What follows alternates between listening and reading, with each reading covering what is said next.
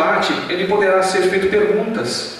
O pessoal da mocidade vai estar pelo auditório distribuindo os papéis para quem quiser fazer as perguntas. Então convidamos ao palco Cíntia Vieira, Ivana Raiski e Marcelo Albuquerque. Queridos irmãos, boa noite. É com muita alegria que nós estamos mais uma vez aqui na 48ª Semana Espírita de Anápolis, que é um evento que já é tradicional no movimento espírita em Goiás, mas que está também se tornando uma referência para o movimento espírita brasileiro, porque nós percebemos a cada ano o capricho, os detalhes da organização. A gente aproveita para parabenizar o trabalho aqui do Conselho Espírita Regional da 9ª Região, na pessoa do Rodrigo, junto com toda a equipe, porque é um evento que tem se superado a cada ano. A cada ano nós ficamos surpreendidos ao observar a programação, cada detalhe, cada cuidado, com temáticas excelentes, com palestrantes excelentes. Então realmente é motivo de muita alegria. E muita satisfação também por estarmos juntos hoje aqui com a Cíntia e com o Marcelo, o nosso amigo que tão prontamente, ontem às 10 da noite, concordou em substituir o nosso querido Adeilson, Então eu já quero pedir uma salva de palmas para o Marcelo, um desafio, assim, de última hora. E eu gostaria muito de reforçar com vocês a importância de vocês fazerem as perguntas. Porque eu tenho certeza que todos nós temos expectativas acerca desse tema, O que Deus espera de nós, para nós criarmos os nossos filhos? Então nós teremos neste momento, a Cíntia vai começar, ela tem 15 minutos de fala, fazendo uma introdução sobre o assunto. Depois, na sequência, o Marcelo terá mais 15 minutos e nós iniciaremos depois o debate. Então vocês, por favor, durante a fala ou após a fala, podem fazer as suas perguntas e enviarem aqui para nós, para que eles possam contribuir aí com a experiência, com a vivência que eles têm nessa área aí da evangelização infanto-juvenil. Tudo bem? Então nós queremos passar inicialmente a palavra para a Cíntia. Fica à vontade, Cíntia, 15 minutos. Bom, pessoal, boa noite. Primeiramente, eu gostaria de agradecer ao convite da pessoa da Rose, que entrou em contato conosco, para essa oportunidade que é tão rica e tão importante, não só num evento como esse, mas também para fazer com que a gente estude, volte aqueles artigos, aquelas vivências ou materiais que a gente às vezes não tem muito tempo para estar lendo. Então, nesse momento, a gente também aprende muito para poder realmente fazer uma troca, ter esse momento de troca. Então, nós agradecemos ao convite da Rose, Rodrigo, representando o Conselho. Estamos aqui para esse momento, nesse bate-papo, nessa reflexão, dessa temática. Confesso que quando nós soubemos do tema, nossos filhos e o que Deus espera de nós, eu fiquei assim, um pouco intrigada, porque na verdade exige uma reflexão não só sobre o tema em si, que tem muita bibliografia sobre família, sobre filhos, educação, mas acima de tudo pela realidade do nosso papel, da nossa postura no dia a dia.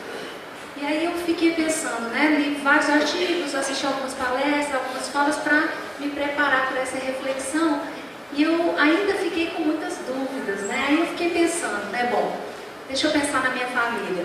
Eu tenho 3 filhos, são adolescentes, jovens, estão naquela fase, de conflito, de descoberta das aptidões, daquilo que gosta, o que quer fazer, E aí eu me perguntei, como é que é essa relação, O que eu tenho feito por eles, que na verdade vai ao encontro ao que Deus espera.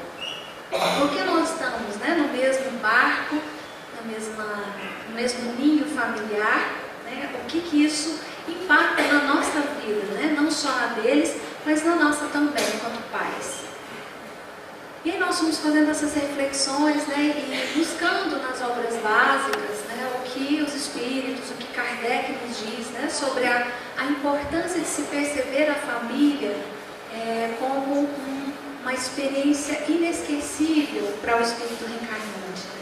Ali, pais e filhos são companheiros de jornada. E aí, nesse momento, a reencarnação é a grande oportunidade de renovação. É a renovação de hábitos, renovação de ideias, de sentimentos. E aí eu fiquei pensando, mas e aí, né? O que Deus espera da gente? Né? Será que é fácil, né, auxiliar esses espíritos que já chegam com características fortes, predominantes e que buscam muito mais, né, da vida, às vezes até do que na nossa época enquanto criança, enquanto jovem? E aí eu cheguei a algumas conclusões, né? Uma delas foi que pela reencarnação, né, por ser uma reencarnação, uma oportunidade de renovação, eu acredito que Deus espera que nós auxiliemos esses espíritos a serem melhores do que eles chegaram aqui. Então, quando eles voltarem para a pátria espiritual, eles têm que estar um pouquinho melhores do que eles chegaram, vocês concordam? Até aí a gente pode ter um consenso, né? Porque se a reencarnação é uma oportunidade de renovação, então nós aproveitamos o nosso momento familiar para que isso aconteça. Só que o detalhe é que não é muito fácil conseguir isso, né? Aí entram os desafios, né? Então, alguns desafios nós vamos conseguir falar pelo pouco tempo que nós temos, mas a gente vai abordar os principais, que a nosso ver são os que interferem diretamente na qualidade da relação. E o primeiro deles é enxergar o nosso filho. Eu coloco isso como um ponto importante, porque muitas vezes a gente não conhece a alma daquele espírito, a alma do nosso filho. Muitas vezes a gente convive com uma pessoa por muito tempo e a gente não conhece. Então eu coloco isso como o primeiro ponto, até que ponto a gente tem prestado atenção nos nossos filhos, como eles se comportam desde bebê. Então tem um bebezinho que não tem tolerância nem para esperar uma madeira, né? Irritadiço, chora. Outros que você chega pertinho, já sorri naturalmente, espontaneamente. Então eles já mostram algumas tendências, características do espírito desde cedo, né? Quando começa a falar também, a criança já se mostra como é. Só que nós temos que ter atenção. O olhar dos pais tem que ser pesquisador, aquele que vai a fundo, buscando a intenção daquela ação que a criança tem. Então, enxergar os nossos filhos é um ponto importante. Mas isso exige tempo e presença. Não tem como eu conhecer a fundo uma pessoa sem estar presente com ela de alguma forma. Ou tem? Então, para eu conhecer o outro, eu preciso me fazer presente. Aí entra o segundo desafio. Nos dias de hoje é muito difícil, porque nós trabalhamos, nós temos uma demanda grande e nesse momento o não estar presente impacta na nossa qualidade de relação com os nossos filhos. E aí por quê? Porque isso, a presença vai gerar vínculo, que é outro aspecto também importantíssimo. Porque o vínculo é o canal de comunicação, de diálogo. Se nós estabelecemos vínculo, nós estamos construindo um caminho de afeto. E esse afeto é que vai me dar livre trânsito nos momentos de conflito, nos momentos de dificuldades com aquele filho. Pesquisas americanas nos dizem que a criação do vínculo tem a ver com a necessidade que os pais percebem. Então, quando os pais têm sintonia com a necessidade dos filhos, eles conseguem estabelecer vínculos com eles. E isso gera crianças mais autônomas, crianças mais confiantes e seguras, jovens que têm uma autonomia maior, uma segurança maior. E ainda, num documentário que está aí passando nas televisões, na rede social, que é O Começo da Vida, quem não assistiu, assista, porque é muito importante. Fala e trata do desenvolvimento desde o início e o impacto que o adulto tem na vida dessa criança, na primeira infância. E lá os estudiosos nos dizem que os neurônios, né, as reações nervosas, elas se processam a partir das transmissões, né, das sinapses. E o afeto é a fita isolante entre um neurônio e outro. Olha que interessante. Por quê? Porque garante a aprendizagem. Quanto mais sinapses realizadas, mais a criança se desenvolve. Então, se eu trabalho com afeto com essa criança, esse desenvolvimento é solidificado, fortalecido. Então, a presença do adulto é fundamental. E aí, quando a gente vai falar de presença, né, de estar junto, nós vamos lembrar que o processo de educação ele não é somente do filho, não é unilateral. Nós estamos juntos e é um processo de troca, de pergunta. E isso nos faz responsáveis pela qualidade da nossa relação. E aí, quando Haroldo traz uma das suas falas importantes sobre a presença do exemplo na vida, né, da criança e do jovem, ele traz o conceito de que o exemplo é a explicação. Então, quando você quer conhecer o Evangelho e uma pessoa testemunha aquilo que está escrito nos textos sagrados, ela está exemplificando, ela está explicando o Evangelho. E os pais, da mesma forma, se nós queremos atender ao pedido de Deus, né, que quer realmente filhos melhores, nós precisamos fazer com que o Evangelho seja o nosso roteiro. Não tem como eu buscar o processo de educação com os filhos sem me modificar, sem me entregar. Então, nessa perspectiva, não é uma relação hierárquica, né? Então, nós somos pais e os filhos vieram para evoluir, nós temos que produzir isso, fazer com que isso aconteça. A relação ela é mútua, o crescimento é relacional. E daí, quando a gente entende dessa forma, nós vamos compreender que nós aprendemos com os filhos aprendem conosco, todos crescem juntos. E aí nós compreendemos o quanto Deus é sábio e até esperto, né? Porque se Ele quer que os nossos filhos sejam melhores, Ele também busca que nós sejamos bons exemplos. Ele também diz isso, né? Então, se nós queremos que isso aconteça, nós precisamos fazer a nossa parte, porque nós não educamos ninguém sem nos educar também. E aí a gente traz essas considerações para o início da nossa discussão da noite de hoje, porque vai ser muito bacana. Obrigada, Cíntia. Nós estamos com bastante. Tão bom começar assim com aplauso, obrigado.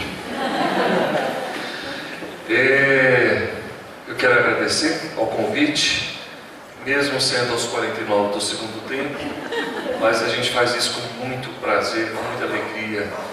Falar sobre o Evangelho, sobre os ensinamentos do Cristo e sobre essa doutrina maravilhosa é, no mínimo, uma gratidão. Na verdade, somos nós que somos gratos às oportunidades que são criadas para que nós possamos semear e divulgar esses princípios. Fizeram uma pergunta para o Kardec, para o mestre do Kardec, Pestalozzi. Quem souber, por favor, não responda, tá? Então, para que eu vou fazer, né? Mas eu preciso fazer, porque é uma forma de levar vocês a pensar e a refletir sobre. Fizeram a pergunta que fizeram para o Pestalozzi foi: Pestalozzi, qual é o melhor momento para começar a educar uma criança? Alguém arrisca que não saiba a resposta, porque senão, se você souber a resposta, você não vai ser honesto. Então, quem não conhece essa pergunta, esse episódio, quem arrisca o melhor momento para a gente começar a educar um ser humano? Todos de uma vez? Não, gente, não, por vez. Todos. 9 meses, depois que nasce, na evangelização, gestação, gestação. O Pestalozzi colocou que a melhor época para começar a educar um ser humano é com 20 anos. O que vocês acham? Antes dele nascer.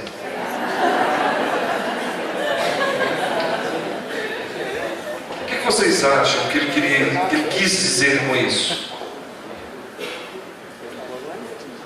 que ele formulou essa linha de raciocínio? O melhor momento para educar um ser humano é, no mínimo, com 20 anos antes desse ser humano nascer. O que ele quis dizer com isso?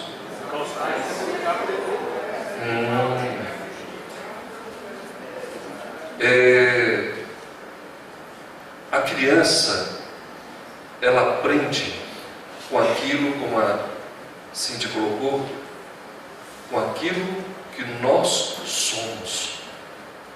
Nós não aprendemos com o discurso. O discurso sensibiliza, esclarece, mas a assimilação da mudança do comportamento, da internalização de princípios, é com o testemunho, é com o exercício, né, desse conteúdo dessa criança. Muitos de nós aqui nesse salão aprendemos muito sobre ética, sem jamais o nosso pai um dia virar para a gente e falar assim: meu filho, senta que eu vou dar uma aula de ética. Mas nós assistimos uma aula de ética quando você viu seu pai recebendo um valor muito superior ao que ele estava ali recebendo naquele momento, e ele chegar de repente para cá e falar: minha filha, você se enganou, toma aqui. Lembram de ter visto, assistido exemplos de ética e honestidade por parte dos pais de vocês? De solidariedade? De alguém bater a porta da casa do pai e sua mãe falar: meu filho, espera um minutinho que a mãe vai fazer aqui alguma coisa para você levar para essas pessoas. Ela estava me ensinando caridade, amor ao próximo. Do que adianta o pai exigir do filho uma postura se ele não exemplifica? Ele acaba de dar uma bronca no filho: se eu te pegar mentindo mais uma vez, eu vou te deixar de castigo. Toca o telefone fixo, ele já vira para a esposa e diz: se for lá do trabalho, diz que eu não estou. E ele acabou de exigir do filho sinceridade, honestidade. O adolescente, ele passou 10, 12 anos no mundo da fantasia, lúdico, se divertindo, né? Tendo os pais como ídolos, e de repente ele acorda numa fase totalmente distinta, diferente, nova, né? E fenômenos começam a acontecer, independente da vontade dele. Ele vai viver alguns fenômenos, tipo o estirão do crescimento, o alargamento do quadril, a menarca, a ejaculação, as espinhas, né? Aquele pé que não para de crescer, dorme calçando 36, acorda com 40, né? As espinhas, é a fase das primeiras experimentações. Tudo ele vai começar a experimentar, vai ser um festival de situações inéditas. Pela primeira vez na vida, a garota vai menstruar, o garoto ejacular. Isso nunca havia ocorrido. Pela primeira vez na vida, pode ser que alguém chegue para ele e ofereça drogas, apesar que isso está chegando até em idades mais precoces. Pela primeira vez na vida, de repente, ele vai olhar, né? Está lá assistindo a aula, aquela aula interessante de geografia, na 7ª série A, né? E de repente, olhando para um lado, aí ele olha para alguém e coisas começam a acontecer, né? E aquele coração começa a bater forte, e ele começa a ficar ruborizado, e fala: gente, o que está acontecendo? Né? E ele começa a despertar o interesse por um outro ser, por uma outra pessoa. A partir desse momento, os pais deixam de ser ídolos, e os ídolos estão lá fora. Já não são mais os pais. Pai é só festival de pagação de bico, né? Pai, agora, por favor, pai, me deixe 3 quarteirões, tá, da escola. Porque, filho, estou precisando andar, caminhar, né? Mas isso depende do carro, porque se o carro for muito bom, faço questão que o senhor pare. E outra, espere eu descer, pegar as coisas lá atrás, saia pai em slow motion. Naquela época em que os carros, você não emplacava os carros antes de sair da concessionária, ou melhor, você só emplacava semanas depois. Eu lembro de um pai que chegou para mim e falou assim: Marcelo, fiquei tão frustrado. Por que foi? Você acredita que minhas 2 filhas viraram para mim e falaram assim: pai, não emplaca o carro agora não, porque está chegando as aulas, acabando as férias, deixa o senhor emplacar uma semana depois, e não tira os plásticos também não. Mas por que, filha? Para todo mundo ver que o carro é zero. Agora, se for um chevetinho, gente, uma caravana, cor de bosque, movida a gás, não precisa levar não, pai, vou a pé. Então, a adolescência é uma fase muito crítica, muito delicada. Ele nunca viveu esses fenômenos e inúmeros outros que vão chegar na vida dele feito uma chuva, uma avalanche. E se o trabalho não foi bem feito na fase anterior, que é uma fase extraordinária, que Deus possibilitou esse grande laboratório, esse grande educandário que é a família, para educar, para sensibilizar, para evangelizar, para que, ao chegar à adolescência, se esse trabalho não foi feito, Marcela, aí acabou, não tem mais. Não, não é que não acabou, mas é diferente. Um adolescente que chega com princípios, com valores, com exemplos, com essa vivência cristã na adolescência, é muito diferente daquele que não viveu essa experiência. Daí a importância nossa, primeira, de nos educar. Se eu faço essa tarefa de casa, se eu me preocupo com essa educação, com certeza isso vai mobilizar. Principalmente se eu já faço isso, antes, até mesmo antes da chegada dos filhos. E quando os filhos chegam e eu continuo nesse exercício, há uma probabilidade muito grande dos filhos virem me acompanhando. Porque nessa fase, eles ainda, até prova o contrário, eles me amam, eles me admiram, eu, a mamãe, e eles querem estar juntos.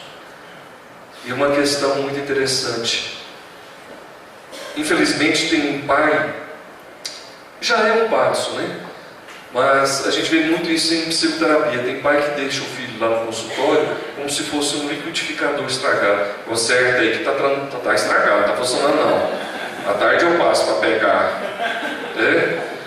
E tem muito pai que deixa o filho lá na evangelização, conserta e vê o que você faz aí com esse menino, e eu estou dando conta não. Depois eu passo aí para pegar. Mas, e o pai? Ele se evangeliza? Ele faz culto do evangelho no lar? Ele frequenta? Ele é um trabalhador? Ou ele já está aposentado? Existe data de validade, gente, para a gente ser espírita? Tem uns espíritas que parece que vêm com data de validade. A gente vê muitos colegas que, infelizmente, depois que casam, uns não precisam nem casar, gente, basta passar no vestibular. Que eu tenho colega de mocidade que depois que passou no vestibular nunca mais colocou o pé. Nunca mais não, quando ficou obsediado foi lá fazer tratamento. Mas, e alguns se tornam às vezes, alguns pais espírita de hora marcada. Então às vezes falta muito o exercício do nosso exemplo, do nosso comprometimento, porque isso de alguma forma incomoda, mexe. Eu já ouvi vários depoimentos de adolescentes que, de tanto ver a mãe, o pai na lida, no trabalho, aquilo incomodou, mexeu. E os pais se organizando, e fazendo campanhas, e fazendo projetos, e fazendo trabalho, e sempre chamando os filhos. né? E olha, com ou sem vocês nós vamos, né? E isso mexe, porque é exemplo. É diferente de ficar na situação confortável do exigir, mas não fazer, do cobrar, mas não testemunhar. Então, o exercício da prática ainda continua sendo uma das melhores ferramentas pedagógicas de transformação. Quando Albert Schweitzer fala, né, que o exemplo não é a melhor forma de convencer, é a única.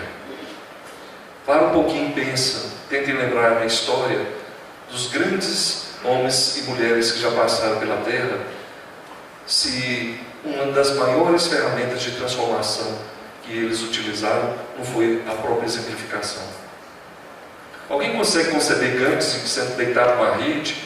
Falou assim: ô fulano, faz uma cara de fome lá no meu lugar, estou cansado, vou comer uma picanha daqui a pouco. Vocês conseguem imaginar Maria Teresa, Irmã Dulce e grandes outros trabalhadores terceirizando responsabilidade? Não terceirizaram, arregaçaram as mangas e foram ao trabalho. Bom, acho que para começar. Está muito bom, né, Marcelo? Nós gostaríamos de começar então, né, falando com você primeiro. Muitas vezes nós ouvimos relatos de pais espíritas que estão na casa espírita, participam dos eventos, ouvem palestras como essa, né? E ficam maravilhados e pensam: meu Deus, eu preciso chegar e conseguir passar isso em casa. Mas quando chega o filho adolescente, ou às vezes o filho jovem, é refratário, é agressivo, não dá abertura, e aí aqueles pais ficam frustrados, pensando: meu Deus, o que eu faço agora? Eu sei o que eu preciso fazer, mas como é que eu faço para que o meu filho realmente compreenda e obtenha tudo isso que eu estou obtendo, né, indo à casa espírita? Como é que eu faço para ele perceber o quanto isso é importante para ele? Eu acredito que a primeira atitude que a gente deve ter diante de uma situação como essa eu sinto que a gente tem que pegar a nossa paciência e dilatar. Paciência, perseverança.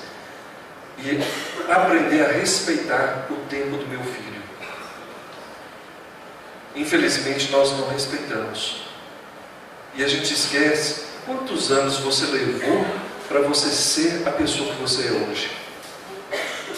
Quantas palestras, livros, tratamentos, quedas você teve para adquirir a personalidade, o caráter, os valores, né, para você ser e ter essa crença e essa postura.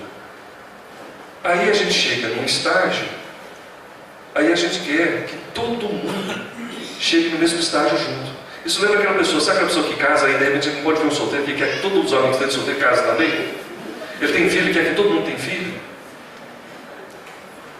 Então nós precisamos aprender a respeitar o tempo do nosso filho. Isso não implica que eu vá virar as costas, ser permissivo e vou deixar do jeito que dá para ver como é que fica. Respeitar não implica em ser passivo. Tá? A minha filha, ela começou a manifestar várias resistências em ir à mocidade. E eu fui sentar: qual que é o problema? O que está acontecendo? Ela identificava, a gente tentava pontuar e sanava.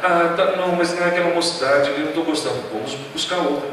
Eu fiz uma via sacra em Goiânia, já estava quase chegando em Anápolis, né? Até achar a mocidade em que ela... não é? Então tá, vamos descobrir.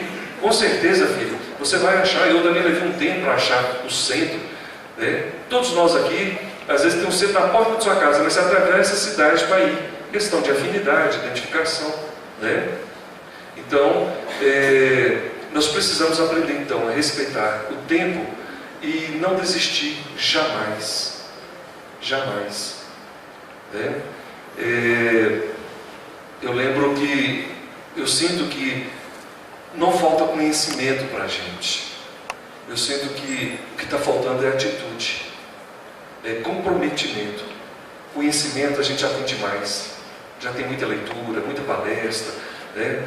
Mais cursos, mas eu sinto que está havendo uma certa acomodação. E aí, gente, dá trabalho. Atividades como essas dá trabalho. Aí você vai ter que fazer o quê? abrir mão. O que eu percebo é que muitos pais não querem abrir mão do seu tempo, que às vezes é um tempo de lazer, de descanso, ou até mesmo de outras atividades.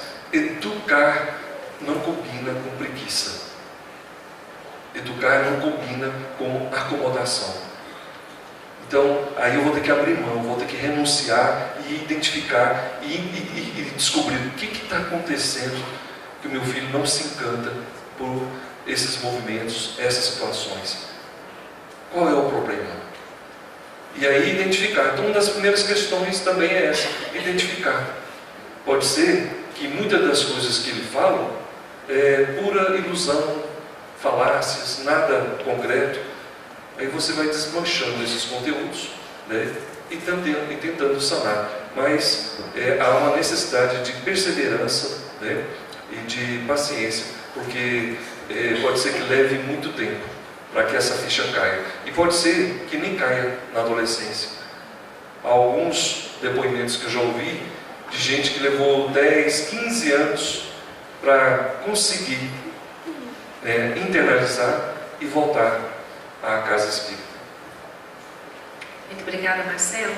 Cíntia, o Marcelo, na sua fala, disse da importância dos pais levarem seus filhos desde cedo à evangelização, por ser um período em que a criança está muito propensa, né, à absorção desses novos conteúdos. Mas nós ouvimos, às vezes, de alguns pais, que a criança não gosta. Né? A criança não gosta de ir na casa espírita, ela vai, ela chora, ela não se sente bem. E o que o pai faz? Ele tem que levar a si mesmo, ele tem que forçar o filho a ir para a evangelização, ou ele pode deixar a criança escolher, o adolescente escolher. Como é que se lida com isso? Bem, assim, na infância, se nós tivermos, utilizando a infância, né, dentro das características da fase, provavelmente a gente tem mais facilidade com a fase que o Marcelo colocou. Por quê? Porque na infância nós estamos na formação de hábitos. A criança está mais propensa à assimilação de novos conteúdos. Né? Então, lá no livro Pensamento e Vida, Emmanuel é claro dizendo que, à medida que nós formos trabalhando novos hábitos, esses comportamentos vão sendo substituídos na memória espiritual da criança. Agora, nós temos consciência disso, né? Então, nós precisamos ter essa clareza da importância desse momento para a visão espiritual dessa criança, que vai modificar dentro dessa perspectiva, né, da evangelização. É lógico que nós temos que analisar a evangelização também, né? Porque às vezes ela não gosta mesmo, ela não gosta da metodologia, da forma, ela tem dificuldade com o evangelizador, até com o próprio grupo de crianças. Mas se os pais estiverem bem integrados na proposta da evangelização, ele vai estar acompanhando bem de pertinho esse processo. Porque as crianças, aí vamos até abrir, os filhos, eles dão valores àquilo que nós pais damos. Muitas vezes a gente fala, mas como a gente tem dificuldade em fazer, fica só no discurso. Então, se a criança começa a perceber que ir para o centro espírita, no dia da evangelização, a mamãe e o papai também tem uma sala específica, né, que nós vamos estudar também, e que aquilo é importante, que nós estamos felizes naquele ambiente, ela começa a enxergar isso de uma forma diferenciada também. Mas mesmo assim, né, mesmo o pai frequentando, às vezes a criança ainda tem resistência. Os espíritos, né, nos orientam em vários artigos e livros, até o próprio Chico responde a essas questões de forma muito categórica. Né? Quando a criança fala, não quero ir para a escola, a gente deixa? Ah, não quero mais estudar. Nós pais, nós vamos, né, falar, não tem combinação, tem que ir para a escola. Por mais que a gente vá à escola, veja o que está acontecendo, a gente não abre esse precedente. Por que no centro espírita, na evangelização, a gente é tão liberal e condescendente? Então, a evangelização é uma vacina espiritual. Ela prepara o ser espiritual para os desafios. E se a criança hoje ela não se prepara, percebendo a vida de uma nova forma, né? Percebendo que nós somos espíritos imortais e que nós temos uma vida além dessa, que é a vida verdadeira, ela não consegue cumprir os desafios, ela não consegue, às vezes, com qualidade, cumprir o seu projeto reencarnatório, né? E aí, a responsabilidade também é nossa. Então, nós precisamos ter isso bem claro, né? Aquilo que é a necessidade do espírito e aquilo que a gente precisa estar realmente acolhendo e vendo essa adaptação do centro espírita. Conversar muito com o centro, né? Também com a evangelização e o evangelizador para saber por quê, né? Que a criança não se adapta. Mas, Cíntia, tem pais que dizem que é melhor esperar o filho crescer e depois ele escolhe. O que você acha? Vamos esperar, né? Que chegasse no enraizamento, né, moral. Não existe isso, né? Esperar o filho crescer. Hoje nós estamos falando de evangelização de bebês, evangelização do ventre. Nós estamos falando de mudança. Por quê? Nessa primeira fase? Porque o espírito está mais liberto. Ele está propenso à assimilação de novos hábitos. No momento em que se propõe uma evangelização em tenra idade, na primeira infância, nós estamos trabalhando ali ainda com uma memória adormecida. Então, naquele momento, nós podemos trabalhar os sentimentos, a emoção, que na verdade são os aspectos mais importantes, porque as ações elas são consequências daquilo que a gente sente. Então, enquanto bebê, enquanto criança, nós temos a emoção muito mais aflorada. E aí nós podemos trabalhar na evangelização nesta parte. Então, esperar crescer é um equívoco, né? Porque nós sabemos que o espírito ele já reencarna com todos os compromissos. Se nós observarmos atentamente, nós vamos ver o quanto eles são espertos e já trazem as tendências, né? E nos imitam o tempo todo, né? Eu estou aqui lembrando de um sobrinho, né? Que ele é muito danadinho, tem 2 aninhos e ele vira, fazendo as artes de criança dessa idade, a mãe vira, põe a mão na cintura, a minha mãe fala assim: Senhor João Lucas. Aí ele vira para ela: Senhora Mamãe, do mesmo jeito. Então aí depois a gente não sabe por que a criança, onde que ela viu isso? É uma fotografia, né? Eles imprimem na memória, na matéria mental, a emoção e o sentimento daquele momento. Então nós precisamos trabalhar isso a nosso favor, a favor deles, para que a gente cumpra exatamente o que Deus espera, né? Que eles saiam melhores desta, né? Cheguem no plano espiritual de forma mais apropriada e com qualidade espiritual. Só pegar uma carona, eu fico pensando, eu acredito, gente, que como é a minha performance enquanto pai, enquanto espírito, enquanto marido, né? Porque a gente ouve muitos depoimentos, que às vezes eu lembro de pessoas elogiando, né, uma pessoa, aí o filho está escutando: quem que é esse? Mas seu pai? Não, esse não é meu pai não. Não, mas seu pai é simpático, caridoso, um grande, né, trabalhador da seara espírita. Tem pais, infelizmente tem pessoas que assim, quando ele chega em casa, ele tira o sapato e põe a ferradura, né? E deixa tanto a desejar, né? Em termos de diálogo, de respeito, de alegria. Então eu vou querer frequentar uma religião que a pessoa que frequenta aquele lugar lá, olha aí, vive mal-humorado, não estabelece diálogo, frio, indiferente, né? Então é interessante pensar, nós que estamos aqui, né? Nós quando chegamos nas nossas casas, nos nossos lares, né? Nós tornamos aquele ambiente mais agradável. Eu sou uma pessoa que quando eu chego no meu lar, eu agrego valores, eu levo paz, eu levo equilíbrio, eu levo um bom humor, paciência, tolerância. De alguma forma eu me comprometo em exemplificar aquilo que a gente tanto fala e faz lá fora, dentro de casa. Porque se os filhos começam a perceber que o pai, né, não há tanta distância entre aquilo que ele faz lá fora e faz dentro, e que é uma pessoa carismática, simpática, bem-humorada, tem um bom vínculo social, bons amigos, o filho, gente, esse negócio é interessante, né? Porque olha só como meu pai é divertido, olha os amigos do meu pai. as companhias, os programas, as falas. Gente, a evangelização, ela não acontece só aos domingos ou sábados no centro. A evangelização acontece 24 horas. Então, será que eu estou evangelizando os meus filhos com as minhas atitudes? Porque, infelizmente, há algumas condutas aqui não dá para o filho não consegue se sentir empolgado em querer conhecer, não. Espiritismo é isso aí que a gente vê aqui dentro de casa, que é a distância.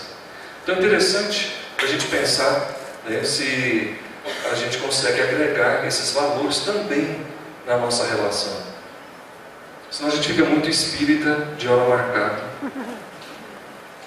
Marcelo, e algo que eu tenho certeza que pega muitos de nós, né?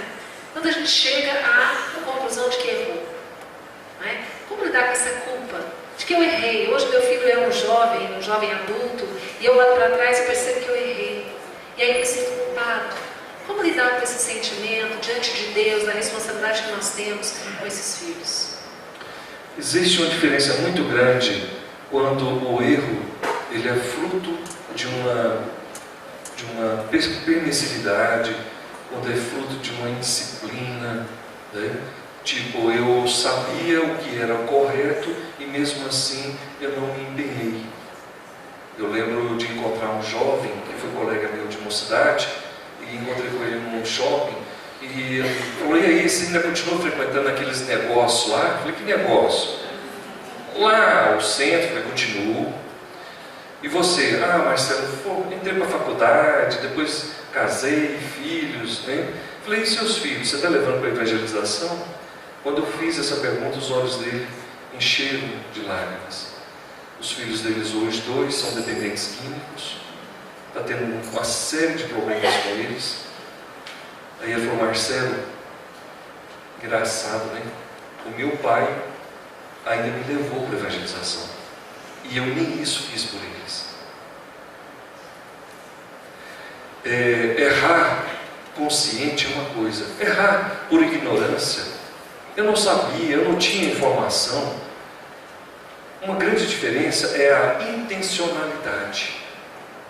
Quando você erra de alguma forma, aquela atitude simulada, planejada, arquitetada. E mesmo assim, gente, nós temos exemplos extraordinários, né? Como o do Cristo.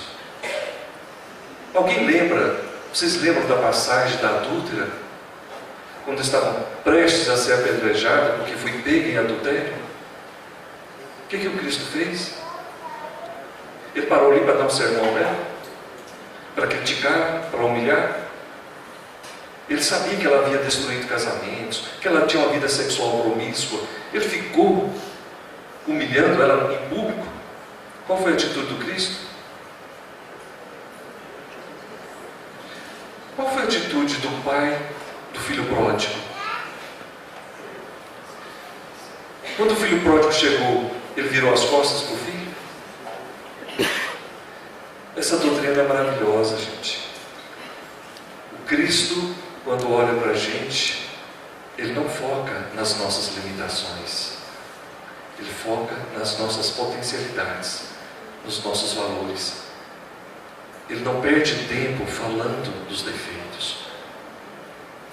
Uma das falas do Haroldo, há 2000 anos, né, no livro, o Cristo, quando olhou o Públio Lentos, quem que ele viu? Emmanuel. Ele não viu o Públio. Quando ele olhou para a adúltera, ele viu a adúltera? Olha que como vai ser bonito o dia que você olhar para a sua esposa e não ver os defeitos, mas identificar o que ela tem de virtudes e de valores. Olhar para o seu filho e não focar nos defeitos que ele tem, mas focar no ser humano, filho de Deus, que está ali sobre a sua tutela para que você conte, e não focar naquilo que ele ainda não deu conta de fazer. Então, nós não devemos nos punir e ser tão rígidos por ter falhado. O Cristo nos deixou essa alforria. Não me importa. Não me importa se você cai 1, 20, 30 vezes. Se você levantou, é porque você não combina. Se você está aqui hoje, é porque você não combina com o lugar onde você esteve e que de alguma forma era um lugar sórdido, escuro, ruim. Porque se combinasse, você não estaria aqui. Então, se seu filho errou, ou se você errou, e se isso está te trazendo mal-estar, uma indignação, é porque você não combina com isso que você fez. E isso lembra o quê? Arrependimento.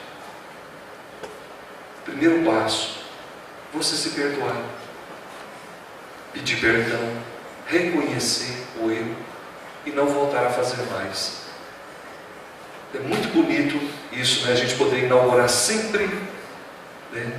Que cada dia a gente pode inaugurar uma nova página. A gente não precisa ficar preso. Eu falo que existe uma diferença muito grande entre errar e você se apaixonar pelo erro. Tem gente que é apaixonado pelos defeitos que ele tem. Né?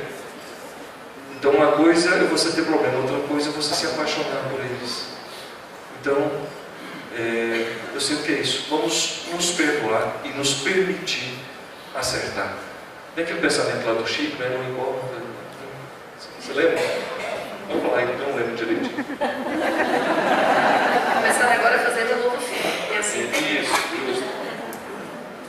Cíntia, sabendo que não se pode educar com violência, como conduzir uma criança que tem um comportamento agressivo no lar?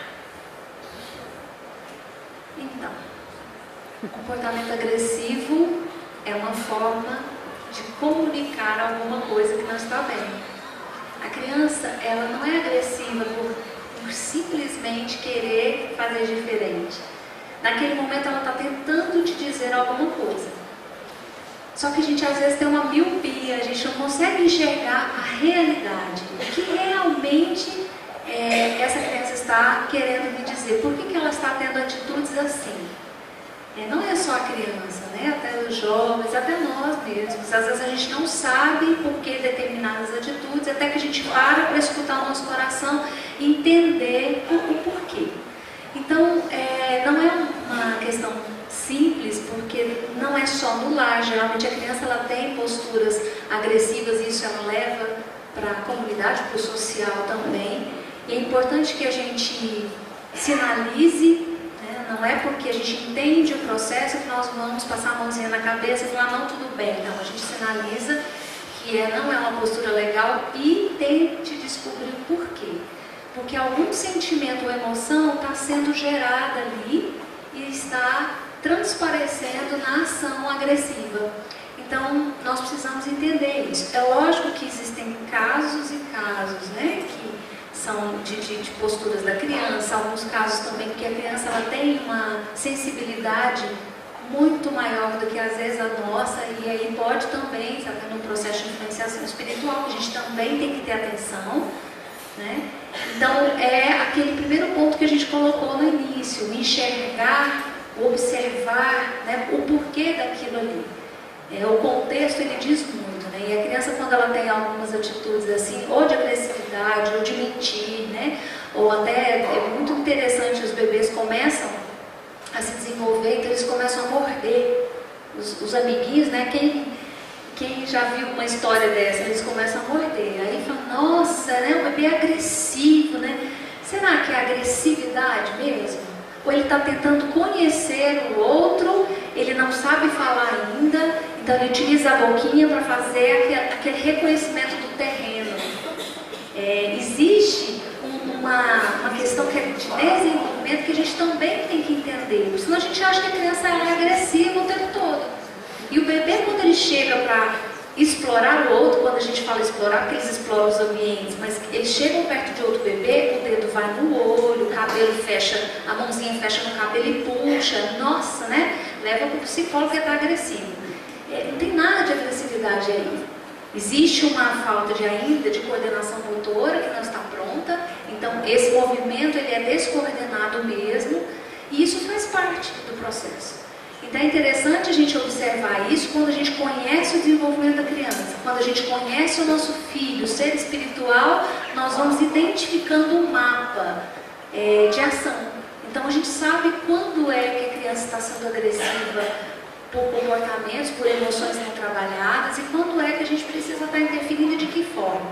Ontem eu estava assistindo um programa, ontem não, hoje, e aí, até está no Facebook aí, uma criança que empurrou, não sei se vocês viram, empurrou um coleguinha na escola, e a mãe, dentro do carro, voltou com ele, ela chegou na escola para buscá-lo e aquela reclamação, né? Porque é assim, seu filho bateu, e aí começa todo, né, a situação constrangedora. E ela voltou com essa criança dentro do carro, uns 3, 4 anos eu acho. E aí ela disse que não teve coragem de falar nada, porque ela realmente falou assim, o que eu tenho que fazer? Eu vou pensar. E aí chegou em casa, parece que ela conversou com ele, falou o que podia, o que não podia, o que ele fez, né, não estava correto, porque ele fez criou um mal-estar com a coleguinha, e que no outro dia ele levasse, né, e ela teve uma ideia de comprar uma violetinha, e no outro dia ele levou a violetinha e entregou para a menininha. E aí o interessante disso, lá eles enfocam de uma outra forma, aquela questão do aprendizado, né, da violência do homem contra a mulher, mas eu estava observando o quadro e pensando, né, é uma excelente forma de você trazer para o concreto aquela forma da criança entender isso, né? Então eu preciso buscar entender por que primeiramente ele empurrou, qual que foi a ação, o que geralmente move a minha ação é o que eu estou sentindo. Então isso a gente não lembra de ver, a gente vai e bloqueia a ação. Mas o que realmente importa é a educação do sentimento, da emoção que é anterior. A ação é só a foto, é só o que aparece. Então quando a gente busca isso aí, nós vamos entender esse processo e vamos sinalizar assim para a criança, mas também vamos compreender aí o aparecimento já de tendências, como é que ela lida com a frustração, como é que ela lida com o não do coleguinha, o não do contexto, né? E trazer isso de uma forma positiva, né? Que é dar algo para consertar, de certa forma, aquela ação que ele fez, né? E isso vai ficar gravado na memória dele. Então, foi uma experiência interessante que eu achei que tem sentido nesse mundo hoje, né? Cíntia, e a negociação castigo-recompensa ainda é válida? Então, quando a gente usa e utiliza desse artifício, dessa metodologia, a gente corre o risco de fazer com que a criança haja para receber determinada recompensa, para ter determinado benefício. E isso não é transformação de atitude, isso não é transformação de sentimento e emoção. Então, uma coisa é você trabalhar com seu filho as consequências do ato dele, outra coisa é você recompensar pelo básico feito, vamos dizer assim. Então, é importante que a gente tenha em mente que a evangelização, a educação é da alma, e ela não tem estratégia, ela precisa ser verdadeira, e para isso nós precisamos ser verdadeiros com os nossos filhos. Eles precisam sim sentir as consequências dos atos, mas também perceber que eu ganho determinadas coisas por esforço, por merecimento, por trilhar esse caminho até aquele benefício, e não porque eu fiz ou não fiz determinadas coisas, né? Então eu acredito que assim a gente está sendo mais coerente com a educação e permanente, né, na educação. Ela vai ser realmente uma referência para a criança. Porque senão quando ela cresce, como é que faz? Ela faz uma atitude e ela não tem a recompensa? E aí? Marcelo, nós estamos vivendo uma fase em que as pessoas têm sofrido muito com transtornos mentais, né, de variadas formas, e as nossas crianças elas não ficam isentas disso. Como lidar com uma criança que é diagnosticada com depressão? Aproveitando para falar sobre filhos difíceis, já ouviram esse termo, filhos difíceis? Parentes difíceis? Esposa difícil? Você diz que não tem, não. Marido difícil? Tem? Sogra é difícil? Sogra é difícil é pleonasmo, né?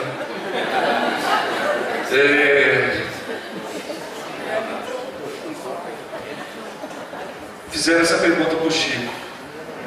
Chico, não é muito injusto os pais receberem filhos difíceis, complicados, violentos, agressivos? A gente vê no berço aí, na véspera da entrada da adolescência, garotos já envolvidos com drogas, né? Às vezes uma sexualidade promíscua, gravidez precoce, abortos, delinquência, né? Depressão, transtornos mentais. Então, para começar, gente, filho é um dos maiores instrumentos pedagógicos, né, que Deus nos brindou. E o Chico falou isso, falou: olha, minha filha, se você tem um filho difícil, põe o joelho no chão e agradece. Muitos de nós que estamos aqui hoje, só estamos aqui graças a um filho difícil. Tem criatura que, pelo temperamento, caráter e estado evolutivo que ela se encontra, se ela não tivesse um parente difícil, um filho difícil, jamais buscaria alternativas para se espiritualizar. Jamais buscaria um psicólogo, um centro espírita, leituras, tratamentos, culto no lar, vigilância, a própria transformação. Quantos pais e mães já se transformaram porque, ao ver o filho como dependente químico, percebeu que eu, de alguma forma, fui patrocinador. Meu filho fuma, ele me viu a vida inteira fumando. E assim, inúmeros outros vícios, sejam eles morais ou não. Então, parente difícil é uma graça. Se você tem um parente difícil, você tem uma mega cena acumulada espiritual na sua casa. Porque esse parente difícil vai pôr você para estudar, para ir ao centro. Então, coisas que de repente dificilmente você faria se tudo fosse mamão com açúcar. Depressão. Não só depressão, gente, mas outros transtornos mentais que vêm ocorrendo muito na adolescência. Transtornos que eram típicos até mesmo em fases mais tardias, agora cada vez mais precoces. Um dos motivos: drogas. Existem drogas que potencializam transtornos, tá? E até mesmo como esquizofrenia, transtorno bipolar. E a depressão seria interessante, né, identificar qual é a causa. A gente costuma colocar, é endógena ou exógena, né? Acontece os motivos, por motivos internos. Geralmente, adolescente tem muito a questão dos fracassos, das frustrações. Se vem de uma educação, como a Cintia colocou, onde os pais não colocaram limites, regras, disciplinas, né? Tem alguns autores que falam que nós estamos vivendo a geração dos mimimi, né? A geração mimada. Eu falo que é a geração vasinho de cristal. Tem adolescente que, conforme o jeito que você olha para ele, ele trinca, ele racha, ele surta, ele sai pela janela do quinto andar, né? Um despreparo para lidar com as frustrações, e muitas vezes isso vem do berço, e desta mesmo. Muitos pais, né, ficaram reféns, nunca disseram não, sempre procuraram satisfazer todos os caprichos. Existe uma diferença tão grande entre capricho e necessidade. Esses dias eu estava num restaurante, aí uma criança, o pai colocou, servindo o almoço, ele colocou lá uma mistura que a criança não queria. E a criança vira para ele e diz: seu idiota, você sabe que eu não gosto dessa mistura, não vou comer mais também não. Fez aquela tromba. Aí o pai: e se eu te der um sorvete? Aí sim, né? Totalmente refém. Nós estamos vivendo essa era onde os pais são reféns dos próprios filhos, né? Onde os pais não conseguem pôr limites, regras. Ai de mim, se eu chamasse meu pai de idiota, eu nem sei se eu estaria aqui, né? Então, é interessante identificar a causa, né? Foi uma frustração, uma decepção, a perda de um ente querido para um adolescente, para uma criança, e eles não têm ainda recursos, né, suficientes, muitas vezes, para lidar com perdas, com fracasso, separação, divórcio, né? Então há muitas questões, bullying, né? O adolescente, ele vive uma crise, porque pela primeira vez ele vai ficar, o banho dele já não vai ser mais o mesmo banho que era da infância. Ficar no espelho agora, né? Então daqui para frente. Então muitos não aceitam o próprio corpo que tem. Uns se acham magro, cabeçudo, narigudo, testinha, obeso, pequeno, alto. E pode estar dentro do padrão estabelecido pela ditadura da beleza, que eles ainda... Eu recebo pacientes, meninas que eu falo assim, meu Deus, sou esculpida à mão. E elas não se acham, não se amam, não se respeitam, não gostam, autoestima baixa, que é uma outra situação que afeta muito o estado emocional do adolescente, a autoestima. Né? Não se amam, não se respeitam, não se valorizam, não gostam da pessoa que são. Então é interessante identificar as causas para trabalhar, para saber se é dentro, se é fora, ou se tem alguma coisa, uma situação que está patrocinando esse transtorno. Mas eu me recordo de um vídeo que eu vi na internet, tenho certeza que vocês, alguns devem ter visto também, de um pai que vai com o filho, uma criança, ao supermercado, e o menino começa a tirar os produtos da prateleira e colocar no carrinho. O pai vai, tira do carrinho, volta para a prateleira. O menino é bravo para ele, pega o produto de novo, põe no carrinho. E a cena se repete, o pai tira do carrinho, põe na prateleira. Nesse momento o menino surta, começa a gritar, se joga no chão e começa a espernear. E o pai fica num constrangimento, porque o supermercado inteiro ali olhando, esperando qual vai ser a reação do pai. O que o pai faz nessa hora? Faz de conta que não conhece, vai embora? Como é que faz?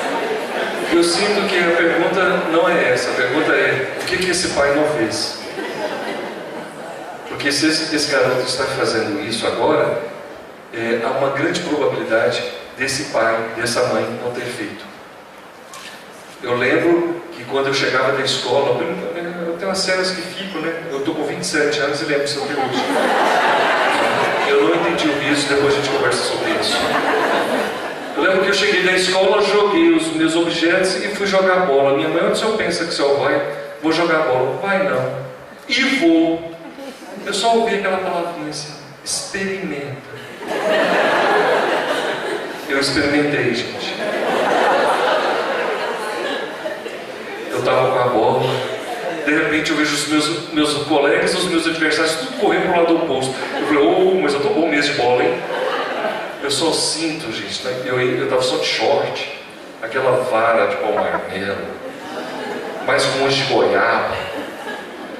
No dia seguinte, cheguei de novo, a gente não muda assim, né? Mudança não, nem sempre é radical. Joguei meus objetos de novo e fui correndo. Onde você pensa que você vai? Vou jogar, vou fazer as tarefas, né? Primeiro. Isso foi só na infância? Adolescência, sábado à noite, todo mundo espera alguma coisa do sábado à noite. Coloquei aquela calça que a gente saía varrendo do chão, sapato plataforma, aquela brilhantina no cabelo, tinha cabelo naquela época, acreditem. E aí, todo pronto, mãe, pai, tô indo, vou pra festa. Vai não. Vou. O que ela falou? O que foi, mãe? Terça-feira. O que tem terça-feira? Eu pedi para você colocar o lixo para fora, lavar os vitrôs e os banheiros. E você não fez, eu tive que fazer tudo sozinho. Você não vai sair. Qual que era o nosso combinado? Aí eu alterei a voz, gente. Pra quê? Aí entra em cena seu leão, meu pai. Como é que é? Parece que você está alterando a voz com a sua mãe? Não. É porque às vezes eu tenho um problema auditivo, pai. Eu tenho que falar alto para ela ouvir. Você já percebeu que ela está com dificuldade de ouvir? Mas você está... Não, eu vou só ir falar para os meus amigos, tchau. A terça-feira não deixou eu sair. Né? Então, Eu vim dessa escola. Eu aprendi desde cedo o que significa não, frustração, limite. Quando eu vim para a vida e a vida começou, né, a dizer não, eu já estava tão calejado, gente. Os meninos hoje, quando houve um não na sociedade, surtam. Eu sou professor. Tem menino que a hora que pega a nota, né, quase que você tem que segurar para fechar a janela. Surta, briga, faz escândalo, entra em depressão. Então, infelizmente, nós estamos deixando de colocar regras, normas. Mudou muito. Todos que estamos aqui, uma boa parte, se brincar, o pai era o único provedor, não é isso? Matava aquele leão por dia e a mãe ficava em casa cuidando dos barrigudinhos, né? Hoje, onde estão os pais? Quem está educando os nossos filhos, gente? Nós estamos vivendo a era da terceirização da educação. Alguém, um terceiro, está educando entre aspas, os nossos filhos. Escola de tempo integral, né? Babá, Rede Globo, né? Avó, sogra. Aí a gente chega à noite, né? Só a etiqueta da capa do Batman, né? E aí a gente começa a fazer isso que a Cíntia, né, que foi feita a pergunta para a Cíntia, e aí, a gente dá as coisas, aí muitos pais começam a compensar a ausência com esse relaxo. Começa a atender todas as necessidades. Por um lado, o sentimento de culpa. Eu fiquei o dia inteiro fora, quase não vi. Agora, a hora que ele me pede, eu ainda vou dizer não? Então, muitos pais, consciente ou inconscientemente, começam a querer compensar essa culpa sendo permissivos. E o filho tudo pode. Vocês já viram aquela charge, né, que tem dos pais quando eram chamados na escola na década de 70, de 90, não muito longe não, hein? E hoje, quando os nossos pais, né, eram chamados na escola, gente, e recebiam lá as reclamações, eles olhavam para quem? Para a gente, né? Às vezes a gente começava a apanhar ali mesmo, não era? E hoje? Quem é o responsável? Os professores, a escola. Então nós precisamos rever. E a questão, viu, gente? Não é, Marcelo, então a mãe tem que voltar para casa e o pai voltar a ser o único provedor? Não. A questão não é quantidade, é qualidade. Vou fazer um experimento aqui com a Cíntia. Cíntia, vem cá. Segura o microfone dela. Por favor, alguém cronometra aí o tempo. Eu falo alguém, ninguém, né? Porque todo mundo fica esperando que vai ser alguém, né? Então eu vou pedir para você. Fica ali naquele extremo. Você vai fazer papel de filha, tá? Você tem idade para ser minha irmã, tem 22 anos, eu 27. A cena é o seguinte, eu estou chegando em casa, e você é minha filha, não com essa idade inferior, e você ainda se encanta porque seu pai chega em casa. Você é capaz de largar PlayStation, tá? Peppa, WhatsApp, tá? Até a Peppa. E vem ao meu encontro, ok? O resto a gente descobre o que vai acontecer. Tudo bem aí? Vamos lá. E aí, filha? Como vai? Tudo bem? Tudo em paz? E aí, filha? Eu já disse para você o quanto você é significativo para mim hoje. Não, hoje não. E aí, filha, como é que foi o dia? Fiz tanta coisa, você não sabe nada, hein, pai? Calma, filha, vou descobrir agora. Ok, quanto? 25 segundos? Em menos de um minuto, eu dei um abraço. Estou aqui sentindo o tônus muscular, verbalizei um sentimento, estou olhando para ela, prestando atenção no tom de voz, na feição dela e me abrindo para um diálogo. Eu não gastei nem um minuto. E o que eu mais escuto hoje, não tenho tempo, trabalho demais, chego em casa cansado. A questão não é tempo. Infelizmente, os filhos deixaram de ser prioridade. E tem pai que dá graças a Deus porque existe PlayStation. porque existe outras Xbox e outras distrações mil. Então, se a gente não rever, gente, a nossa conduta, a nossa postura, tá? E mudar o comportamento, nós precisamos rever os nossos hábitos. As casas viraram verdadeiras ilhas, né?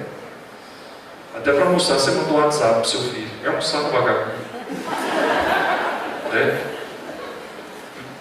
Um beijo, amor. Ela está do seu lado, você está vendo o WhatsApp. Te amo também, né? Então nós precisamos rever. Se a gente não se dispuser a abrir mão de alguns padrões, dificilmente nós vamos ter vínculos. Os nossos vínculos estão muito enfraquecidos, superficiais, porque nós estamos engessados, enraizados em padrões que infelizmente não agregam, não somam, né? E só distanciam. Então aí não faz isso na infância, e alguns pais na adolescência querem correr atrás do prejuízo. E aí na adolescência, gente, se ele não fez essa tarefa na infância, não que seja impossível, mas vai dar trabalho. Porque é um outro momento, é uma outra fase. Cíntia, eu vou te passar duas perguntas que estão um pouco relacionadas e serão as últimas, tá? De hoje. Mas assim, falsos. Cíntia, você desenvolve um trabalho de evangelização de bebês e que às vezes as pessoas perguntam, né? Mas como é possível evangelizar bebê? Bebê compreende alguma coisa? E pensando nisso, até que ponto os pais influenciam na educação dos filhos, já que esses filhos são espíritos antigos que já nascem com toda uma bagagem de vivências, de aprendizado, experiências, até que ponto a influência dos pais realmente pode modificar a estrutura da personalidade daquela criança? Os pais são imprescindíveis. Aí quando a gente fala pais, quem está na figura do pai, quem está o adulto, né, que está desempenhando essa tarefa, porque com as crianças, principalmente com os bebês, nós vamos perceber um processo de evangelização, de educação por vibração. E a influência, ela é muito grande. Desde que o bebê nasce, ele se comunica, né, com o mundo externo, pelas vibrações, pelas sensações, pelo movimento. E aí os pais, eles têm condições de estar dentro desse processo com muita autenticidade nesse sentido, né? Então a influência, ela é muito grande, não só na fase enquanto bebês, mas por toda a vida. Na verdade, o vínculo, né, mesmo que não tenha sido aquele vínculo maravilhoso construído nessa vida, nós sabemos que nós espíritos reencarnamos no mesmo ninho familiar, não por acaso, né? Nós vemos de planejamentos comuns, né? É um planejamento mútuo ali, de espíritos que se afinizam e tem aqueles também em reajuste que são colocados dentro dessa família a fim de assimilarem as energias daquele núcleo. Então a influência dos pais, ela é preponderante, porque ela trabalha com a ligação espiritual, ela trabalha com o ser espiritual e em diálogo com o outro ser espiritual. A vibração não é desse momento, né? Essa energia, ela vem de um planejamento anterior, realizado na espiritualidade. E se nós temos consciência desse contexto espiritual que permeia a nossa relação, nós podemos fazer muito pelos nossos filhos, né? Fazer com que eles realmente se transformem ao longo das experiências corpóreas, né, dentro dessa encarnação, e se tornem espíritos melhores no decorrer dessa vida. Então, nós podemos ser, sim, exemplo, referência, nós podemos ser o companheiro de jornada, nós somos a referência principal, vamos dizer assim, dentro da perspectiva familiar. Então, que a gente lembre disso, porque, na verdade, o impacto disso na vida espiritual desse ser vai ser muito grande, dependendo da nossa atitude, dependendo da nossa forma de agir e receber esse espírito, né? Marcelo, também para finalizar, 2 perguntas em uma, né? Vocês aprenderam rápido aí? Muito bom. Qual a idade ideal para começar a falar de sexo com os filhos em relação à diferença de gêneros, etc.? E como fazer para que os filhos, à medida que vão se transformando em adolescentes, considerem os pais como amigos, como pessoas que estão ali do lado e deem mais atenção a essa família e não tanto às redes sociais, às vezes a esses relacionamentos virtuais e não pessoais? Melhor época, né, para começar a falar sobre sexo, ou na verdade, a gente fala que não é sexo. Sexo é penetração, né, relação pênis-vagina. Sexualidade, que é algo muito mais abrangente, né? E que o sexo está dentro da sexualidade. Então, quando ele perguntar, né? E quem respondeu isso? Eu estou plagiando, depois eu pago os royalties do Raul Teixeira, né? Então, quando ele perguntar, quando ele manifestar interesse, mas e aí? E se for muito precoce? Primeiro, identifique o que ele quer saber, por que ele quer saber. Tem a piada, né, da criança que chega para o pai, falando: pai, né, precisamos conversar sobre o que, filho? Sexo. Sabia que ia chegar esse dia. Senta aí, filho. Ficou 3 horas falando tudo que ele aprendeu na vida sobre sexo. Depois de 3 horas, aí, filho, responde essa pergunta. Mas o que você quer saber? Aí ele fez a pergunta. É porque aqui na escola podia colocar um X, se eu sou do sexo feminino ou masculino, onde eu ponho X, pai? Então a gente precisa, né, primeiro identificar o que ele quer saber. E às vezes é fortuitamente curiosidade, né? Eu lembro de uma criança que chegou, isso é caso real, e chegou para a mãe e perguntou: mãe, o que é transar? O que é isso, minha filha? Não, e desconversou. Quando você não responde a pergunta de uma criança, ela desiste? Ela pode desistir de você. Aí, família reunida, vovó, titios. Aí a criança volta com a pergunta. Só que agora faz pra tia: tia, você sabe o que é transar? Sabe aquela cena de filme que congela? Todo mundo olha pra tia. E a tia: sei não, pergunta pra sua mãe. Eu também já perguntei, ela também não sabe. Então, identifique exatamente o que ela quer saber. Use um vocabulário que ela entenda, né? Que ela consiga assimilar, internalizar. E a boa notícia, gente, é que hoje existe tanto material pedagógico. Se você for em livrarias, você vai encontrar material do chão ao teto, vídeos, livros, literaturas, desenhos, e pedagógicos e bons. Os nossos pais, né, a gente teve que se contentar com a cegonha, né, com o repolho lá na horta, né? E quanto a essa questão dos hábitos dos jovens, né? Hoje eu vou te contar: concorrência desleal. Você ter que conseguir a atenção de um jovem, tirar ele de um WhatsApp, um Facebook, de um PS, né, um PlayStation, Instagram, seja lá qual for a rede social. Por isso que a gente não tem que olhar para a consequência, por isso que é interessante ver a causa. Se nós criamos hábitos de ter contato com os nossos filhos, é o que eu costumo falar: Cíntia, vem cá de novo. Então, se eu, desde sempre, eu criei um hábito de estar ao lado da minha filha, se eu tive o hábito de vir aqui na minha frente, de falar com ela, e falar mesmo, né? Falar com ela e responder o WhatsApp, ver a televisão e ainda brigar com um cachorro que está subindo no sofá, não. É ter coragem, gente, de perder, entre aspas, tempo com o seu filho.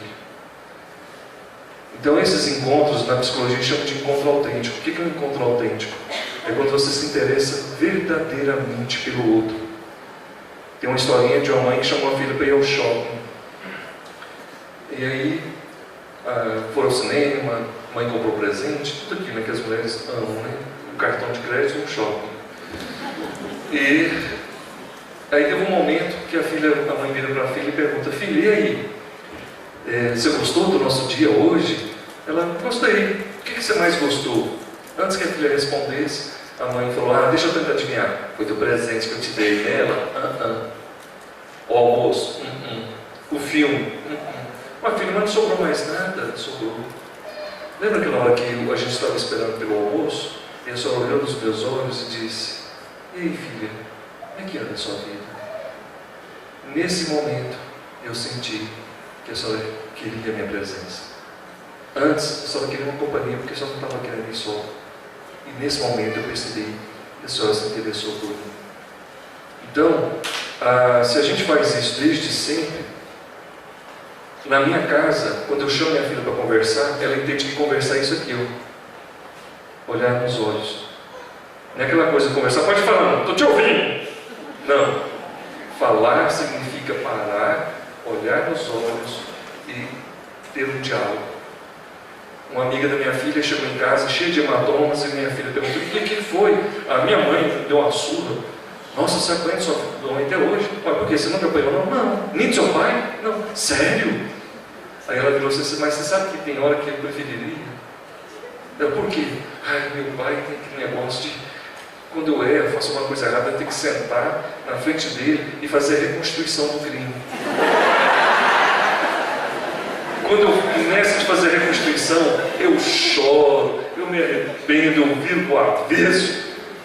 Detalhe, ela nunca voltou a fazer a mesma coisa que levou ela àquela situação. E esse encontro, que a gente chama de encontro autêntico, né? Então eu nunca fui preciso usar de violência, porque eu chegava para ela e falei, e aí filha, o que está acontecendo? Aí ela fala, o que te motivou a fazer isso? Você tinha escolha. Por que você optou? Qual foi o aprendizado? Isso assim, ela já está, né? Nós estamos apoiando as lágrimas, né? Uma conversa, não foi preciso espancá-la, alterar a voz, xingar, ser autoritário, calou fundo e houve transformação. Então, está faltando isso, também isso, esses tipos de encontros. Se a gente faz isso desde a infância, aí o que acontece? O tempo vai passando, ela vai crescendo, e a gente chega na adolescência, aí eu como pai, estou aqui, eu sou amigo da minha filha. E eu conheço muito bem ela, conheço os amigos dela, conheço os programas, os hobbies. Eu sei o nome de todos os amigos, os mais íntimos da minha filha. Sei onde eles moram, conheço os pais deles, entro na casa dos pais desses amigos, conheço o ambiente, levo e busco nas festas. Então, se acontece alguma coisa, eu ligo para ela, ela não atende, eu tenho mais uns 5 ou mais celular no meu celular. Então, quando eu chamo para conversar, ela consegue largar o WhatsApp, o Facebook, seja lá o que for. Pai, você está querendo falar comigo? Estou. Eu também desligo meu celular, sento e temos uma conversa. E às vezes de 3 minutos, suficiente. Tem pai que grita, que berra, que quebra a casa e o filho não escuta. Porque não quis pagar esse preço. Não quis, entre aspas, gente, porque tem muitos pais que falham, não foi por maldade, ignorância. Faltou esse conhecimento, essa sensibilidade, não teve esse berço, né? Então, ele tá conseguindo, né? Os nossos pais, gente, com certeza, eles estão fazendo o que de melhor eles dão conta, né? Então, não cabe a nós pegar os pais e levar com um paredão e crucificá-los, né? Fizeram o que deram conta. E aí cabe uma postura da nossa parte. Uma garota chegou para mim, uma adolescente, falou: Marcelo, eu desisti de meu pai, ele é um estúpido, ele não conversa comigo, ele não me olha, e agora eu vou fazer o mesmo que ele faz comigo, eu também vou fazer com ele. Então você vai se nivelar fazendo aquilo que você mais odeia no seu pai, você também vai fazer, você vai se tornar um igual naquilo que você acha asqueroso, ruim. Eu tenho uma proposta diferente para você. Pela qual é um desafio. Qual? Você vai continuar falando bom dia, dando um abraço, um beijo, cumprimentando, conversando. Mas Marcelo, às vezes é melhor falar com a parede. Continua. Porque não importa se ele não faz isso com você. Isso é um problema dele. O que importa é o que eu sinto e o que meu pai significa para mim. Se você for esperar seu pai fazer toda essa revolução, pode ser que você ou ele não dê tempo. Então continue amando seu pai independente dele, porque o amor do Cristo, ele não põe condições. Se o seu pai fala bom dia, aí você fala um bom dia. Agora você não falar, você não fala não. Alguém já ouviu o Cristo falando isso? Então ame o seu pai independente. Ele te dá coice, grita, não fala, problema dele. Isso é conteúdo dele. Qual que é o seu conteúdo? O que você tem para oferecer? E ela topou o desafio. 4 anos depois, o pai rompe a resistência e se entrega e se tornam grandes amigos. Então, nós não podemos jamais esperar a mudança do outro. Para começar, será que o outro quer mudar? Eu não posso esperar minha mãe mudar. Eu não posso esperar minha esposa mudar. Meu vizinho mudar. Ninguém mudar. Eu tenho que mudar. Eu tenho que fazer a minha parte. Então, é isso que nos cabe. Pai, pode sentar, filha. É isso.